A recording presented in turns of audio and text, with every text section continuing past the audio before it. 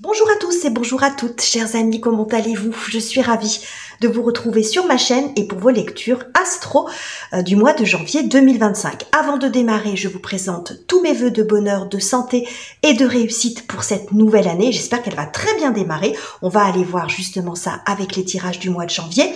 Je voulais également vous remercier pour votre soutien, votre présence et vos mots toujours très réconfortants qui m'ont accompagné tout au long de cette année 2024 et j'espère bien entendu vous retrouver tous et de plus en plus nombreux sur l'année 2025. Alors pour ce mois de janvier, comme d'habitude, je démarre les tirages avec un oracle. Donc j'ai choisi celui du voyageur sacré que vous avez déjà dû voir sur ma chaîne et sur d'autres chaînes. C'est un oracle qui est assez connu et j'ai voulu le prendre parce qu'il y a une notion de chemin. Et comme on est au mois de janvier, c'est le démarrage. Quel chemin vous empruntez, par quoi vous débutez cette année, les amis. Donc voilà l'oracle du voyageur sacré. Et pour le tarot, je vais utiliser le pastoral tarot qui est un peu moins connu, mais que je trouve extrêmement intéressant. Alors déjà, il a une lecture horizontale. Il ressemble un petit peu à des tableaux qui illustrent très souvent des scènes de la vie quotidienne. Il y a beaucoup de références à la nature, mais des scènes de la vie quotidienne plutôt rurale. Mais vous verrez que c'est un tarot qui est extrêmement intéressant. J'aime beaucoup. Donc, ce sera peut-être une découverte pour vous.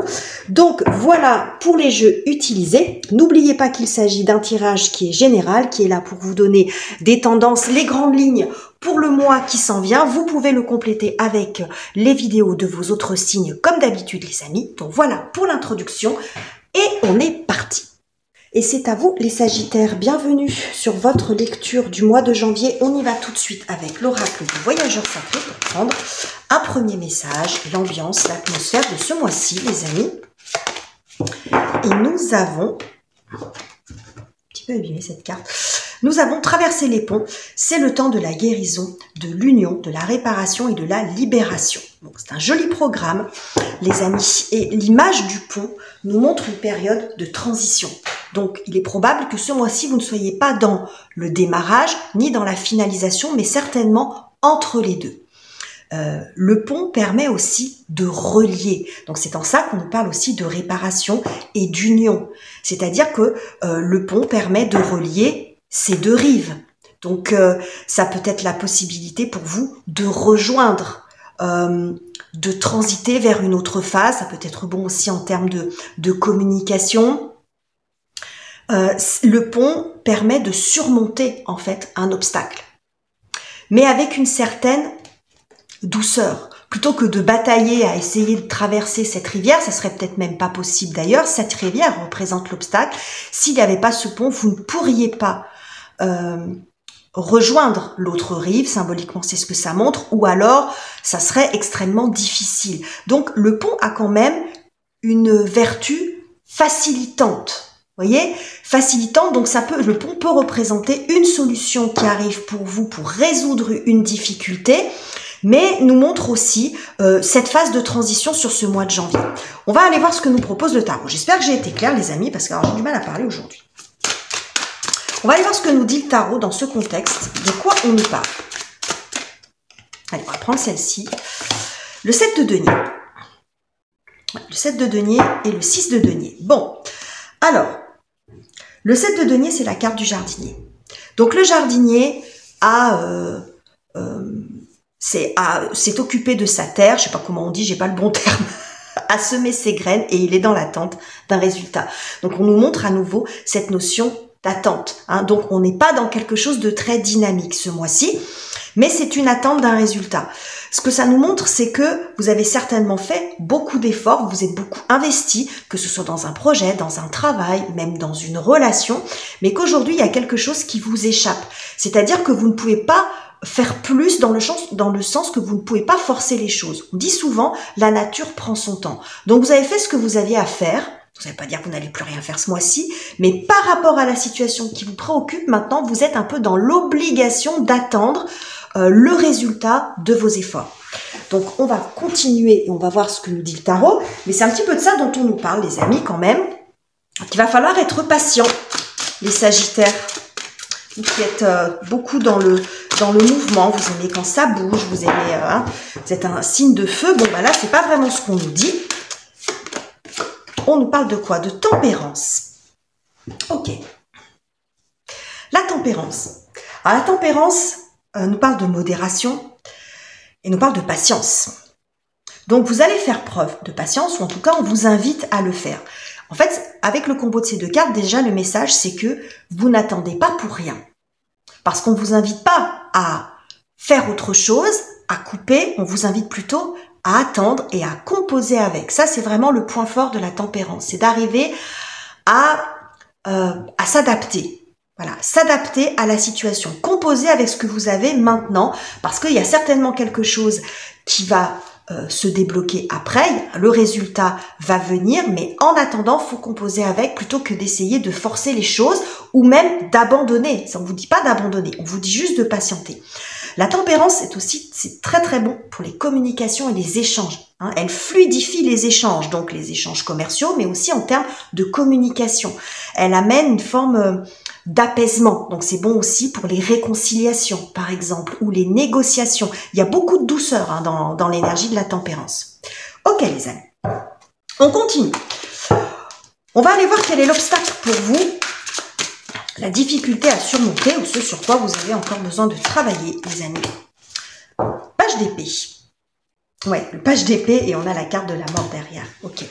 Alors déjà, c'est intéressant parce que on a un arc et une flèche qui est souvent ce qui vous représente, hein, les Sagittaires.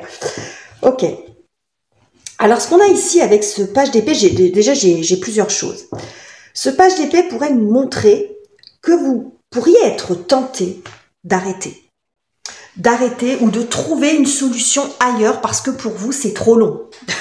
Hein, donc peut-être que ça peut montrer que la patience c'est peut-être pas votre fort ou que simplement vous avez des craintes hein, que le résultat n'arrive pas. Vous pouvez vous poser la question, est-ce que ça vaut le coup d'attendre? Tout simplement. Donc vous êtes déjà en train de chercher le plan B, des solutions ailleurs, peut-être même innovantes, originales. Vous voyez, il y a l'idée de ne pas arriver à se poser et d'être déjà dans le fait dans l'étape d'après ou d'arriver à trouver une solution pour vous sortir de ce que vous pouvez vivre comme une ornière. On a quand même la carte de la mort, hein, donc qui nous montre que vous pourriez tenter de mettre fin et de recommencer, de revenir en arrière, etc. On vous dit ici que c'est passager, que c'est une situation transitoire, mais c'est un passage un petit peu obligé. Voilà. C'est ce que peut nous dire ici le combo de toutes ces cartes. Le page d'épée aussi peut nous montrer, pour revenir sur la communication, des mots un petit peu, une communication, on va dire, un petit peu cassante. Soit des mots que vous avez entendus, soit des mots que vous avez prononcés. C'est-à-dire qu'une communication un petit peu énergique, un peu froide, un petit peu piquante, mais pas forcément, on n'est pas forcément dans la méchanceté, mais dans quelque chose de très direct. Alors que la tempérance vous invite justement à la modération. Vous pouvez être tout à fait sincère, tout en étant en amenant les choses avec une certaine diplomatie ou une certaine douceur. Vous voyez, ça peut aussi nous montrer ça. Hein, attention à votre... Alors, attention, je suis pas là pour vous faire la morale, les amis, mais ça peut être un conseil, attention à votre communication. Parce que même si l'idée, c'est pas de mal faire, mais vous pourriez peut-être soit blesser, soit ça pourrait avoir des conséquences qui pourraient vous échapper alors que c'était pas l'objectif premier. Hein. Ça pourrait mettre à mal certaines relations. Alors, on y va les amis. Je remets ça dans le paquet. On va aller voir ce que ça nous dit sur la partie relationnelle, justement. Ça va être intéressant avec tout ce qu'on a vu jusqu'à présent, avec les énergies générales. Donc, les relations amoureuses, amicales, familiales, c'est vous et les autres. Donc, nous avons page d'épée, page de coupe, pardon. C'est déjà le deuxième valet. Et nous avons également, pardon, 9 de coupe. Oh, et on a la tour ici. Le page, c'est souvent aussi le messager. Hein. Ce que je vois ici sur le secteur relationnel, je vois deux personnes en fait qui sont chacune de leur côté et qui sont dans une forme d'attente, dans une forme d'espoir. C'est-à-dire que il est possible qu'il y ait eu peut-être un quiproquo ou des mots qui ont été échangés, qui ont mis un petit peu à mal la relation en question, qui ont peut-être blessé. Parce que là, on n'est que dans les coupes ici, on est dans l'émotion. Donc, il y a peut-être quelque chose qui est venu mettre une forme de distance. J'ai pas vraiment quelque chose de séparé ou d'un conflit, mais quelque chose qui a été blessant. Je vois aussi des personnes qui sont dans des souhaits, dans des projets, dans des projections qui sont différentes, chacun de son côté. Chacun peut aussi attendre le retour de l'autre, les excuses de l'autre. Ça peut être aussi ça. Hein. C'est-à-dire que il y a de l'amour, ou il y a de l'affection, il y a de l'amitié. C'est pas vraiment ça qui est remis en question, mais il y a quand même quelque chose qui a été blessant. Ça peut être aussi sous forme de messages, d'emails. Alors attention aussi aux SMS, aux messages instantanés qu'on envoie parce que parfois ça fait des dégâts. Parce qu'on n'a pas, vous voyez, il n'y a pas l'intention, il n'y a pas la tonalité. Des fois on répond trop rapidement ou on envoie un message rapide, mais on n'est pas certain de la façon dont l'autre va le prendre. Vous voyez, j'ai aussi quelque chose comme ça. Donc ici, je vois des personnes qui sont chacune de leur côté et qui attendent certainement que l'autre fasse le premier pas. Ce qu'on a ici avec la tempérance quand même, c'est que c'est vraiment au niveau de la communication que ça se joue et il y a une possibilité de se retrouver, de se réconcilier. Donc ça peut être à une distance avec votre partenaire de vie, mais aussi ça peut être avec un enfant, ça peut être avec votre meilleur ami, peu importe. Mais il y a quand même l'idée de se retrouver. Donc là, il y a vraiment cette notion d'attente où chacun peut se dire qu'il a fait le nécessaire, qu'il a fait le maximum. Bon, je pense que typiquement ce que nous dit la tempérance, c'est chacun va mettre de l'eau dans son vin et essayer de trouver, de se retrouver, de peut-être aussi d'apaiser un peu une situation qui a pu s'emballer, surtout si c'est dû à un malentendu ou un quiproquo ou ce genre de choses. Si vous êtes en couple, ça peut aussi montrer que vous êtes dans des souhaits différents. Vous avez des attentes différentes dans des projets de vie communs et que chacun reste de son côté. Il peut y avoir aussi l'idée avec la tempérance et la reliance, en fait, hein, cette capacité à relier, à ce que chacun considère aussi les souhaits, les désirs profonds de l'autre et ses attentes, que ce soit dans la relation ou dans un projet commun. Et que chacun ne reste pas obtus dans sa direction en pensant qu'il a raison. Hein. Chacun peut considérer les besoins, les envies, les désirs de l'autre. Donc je vois vraiment cette notion de réconciliation ici et d'apaisement dans une relation qui a peut-être été, vous voyez, ici j'ai la tour quand même, il y a quelque chose d'explosif. Mais avec ce valet d'épée, moi j'ai l'impression que c'est quelque chose qui a pris peut-être plus d'ampleur que ça n'aurait dû. Donc ça, c'est typiquement les quiproquos et les malentendus, hein, où chacun se fait son film de son côté. Donc la communication peut être la clé pour vous. Hein. Ok. On va aller voir ce que ça nous dit sur la partie professionnelle, la carrière, les études, les finances, les projets concrets. Les Sagittaires, on va prendre celle-ci. Nous avons le 4 de coupe. Et nous avons, je vais la mettre à côté dans un premier temps pour que vous la voyez bien, le 3 de denier. Et nous avons derrière le 10 de bâton. Intéressant. Ouais.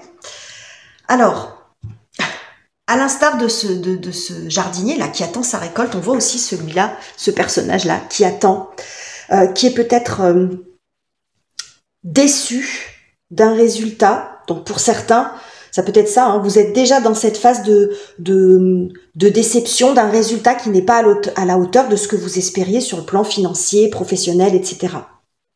Il y a un manque de satisfaction ici. Il peut y avoir aussi cette notion d'attente de quelque chose qui a du mal. Ça montre aussi une inertie, une situation qui n'avance pas, qui ne bouge pas. Ce que j'ai ici avec ce 3 de denier, c'est que c'est peut-être la collaboration qui va vous aider. C'est ce que nous dit aussi la tempérance, encore une fois. Hein. La tempérance est très bonne pour les accords, les échanges. Vous avez peut-être besoin d'aide et vous avez une difficulté à en demander. Vous faites souvent cavalier seul et vous portez beaucoup de choses sur votre dos, les Sagittaires, sur le plan du travail, peut-être même de la vie quotidienne, hein, parce que si vous ne travaillez pas, ça peut représenter votre vie quotidienne. Et dans votre travail, vous avez tendance à porter beaucoup de choses sur votre dos, mais finalement, pour un résultat qui n'est pas forcément à la hauteur de vos espérances. On vous dit ici qu'il peut y avoir des collaborations fructueuses avec des gens qui vont être complémentaires à vous. Le 3 de denier montre souvent des collaborations entre des personnes qui ont des talents, des compétences qui sont différentes et qui, mises ensemble, peuvent faire quelque chose qui va être amené ensuite à grandir. Hein, c'est une collaboration fructueuse. Ce que ça peut nous montrer également, c'est que ces différentes compétences, c'est peut-être vous qui les avez. Et plutôt que de vouloir en cibler, ne jouer que sur une, il peut être question aussi pour vous, pour faire fructifier votre travail, pour qu'il soit plus rentable aussi peut-être, ça peut être ça, c'est de jouer sur différentes compétences. C'est ce que nous montre aussi la tempérance, c'est de composer avec différents talents. Peut-être prendre conscience, les amis, que vous n'en avez pas qu'un, que vous n'avez pas qu'une capacité. Il y en a peut-être une qui domine les autres, mais vous en avez d'autres. Et c'est peut-être aussi de mêler plusieurs choses. Pour certains, ça peut aussi montrer à certains égards un travail à mi-temps qui arrive, c'est-à-dire deux boulots. Peut-être que là, il n'y a pas assez de ressources, donc vous trouvez un autre job. Et vous arrivez à vous organiser, à faire en sorte, ça peut être une situation qui est tout à fait temporaire, mais si vous attendez par exemple sur le plan financier une vente ou un retour sur un job et que bon, il y a quand même besoin en attendant de faire bouillir la marmite, ça peut aussi être en attendant je fais un autre job par exemple, ça peut être ça. Mais j'ai quand même aussi beaucoup cette notion de collaboration. Et vous avez, à mon avis, avec ce que j'ai ici, du mal à demander de l'aide. Parce qu'il peut y avoir ce côté, vous voyez, avec ce page d'épée, vous avez votre vision des choses et vous avez du mal à travailler en équipe parce que vous avez peut-être que vous avez peur que les gens ne comprennent pas ou n'aillent pas dans votre sens ou que ça vous fasse dévier de votre trajectoire. Vous voyez, vous travaillez peut-être plutôt solo, les Sagittaires, mais on vous dit ici que l'équipe, pour le coup ici dans cette situation, ça peut être extrêmement aidant. Alors, ça peut être une collaboration sur du long terme ou pas, mais ce mois-ci, ça peut vous aider à traverser cette période d'attente ou à faire repartir peut-être votre projet, votre business, à vous faire franchir une étape. Parce que c'est ce qu'on nous parle aussi, hein, ce dont on nous parle avec le pont. Hein. Vous êtes dans une phase de transition. Ok, on va aller voir maintenant comment ça se passe dans votre cœur, dans votre tête ou sur un plan un peu plus spirituel, les amis. Nous avons la carte du chariot. Ok. Et nous avons, oh, le 5 de denier. Ouais, le mat. Bon, c'est pas facile pour vous à vivre, les amis Sagittaires, parce que il peut y avoir cette sensation de dire tout ça pour ça. Parce que le chariot va nous montrer beaucoup d'investissement. Hein. Vous voyez ici ce fermier là qui charbonne, hein, qui travaille, qui s'investit. Et il peut y avoir aussi une forme d'ascension. Et c'est comme si vous avez la sensation d'être stoppé net. Le 5 de denier nous montre un état de vulnérabilité. Vous voyez? Donc, ça peut montrer une fatigue physique, un sentiment de vous être beaucoup investi pour pas grand-chose. Pour vous, cette phase, elle n'est pas facile à aborder, mais pourtant, on vous dit qu'elle peut être riche aussi parce qu'elle peut vous faire découvrir d'autres choses sur vous-même en termes de talent. Elle peut vous permettre aussi de réparer quelque chose sur une relation sur laquelle il y a une forme de distance. Mais pour vous, en fait, il peut y avoir quand même ce sentiment de tout ça pour ça, tous ces efforts pour rien. Hein. Mais on vous dit que c'est tout à fait transitoire, les amis. Et ça peut être aussi quand on est dans des phases de ralentissement comme ça, on nous parle ici de guérison. Alors je suis pas médecin, mais ça peut être aussi un mois sur lequel vous avez besoin de ralentir. C'est l'occasion aussi pour vous de vous réparer, de vous régénérer. Il peut y avoir quand même une forme de fatigue. Tout à l'heure en dos de deck ici, on avait quand même le 10 de bâton qui nous montrait hein, cette phase d'arrassement, de labeur, de travail, de porter beaucoup de choses. Et c'est ce qu'on a aussi ici avec le chariot. Donc il y a vraiment peut-être cette sensation d'être stoppé, dans votre élan, alors qu'on vous dit ici que déjà que ça n'est que transitoire et que ça peut être bien aussi de baisser un petit peu la cadence. Composez avec les éléments que vous avez. Si ça n'avance pas à la vitesse où vous voulez, c'est qu'il y a certainement une raison. Voilà, il y a des choses à comprendre, il y a des choses qui vont arriver, donc composez avec plutôt que peut-être de vouloir absolument forcer les choses. Comme je vous l'ai dit, la nature prend son temps, il y a des choses qui ont besoin de temps pour se mettre en place et ça n'est que transitoire, les amis, parce qu'il y a des chances que après ce mois de janvier, alors ça peut être plus ou moins long, hein, 1 mois, voire 2 mois, ça va dépendre où vous en êtes, les amis, les choses vont se débloquer. Donc voilà les messages que j'avais pour vous, les Sagittaires. J'espère que ce tirage vous aura plu. N'hésitez pas à commenter, à liker et à vous abonner si ça n'est pas encore fait. Je vous quitte ici, je vous embrasse chaleureusement les amis et on se retrouve très bientôt pour de nouveaux tirages.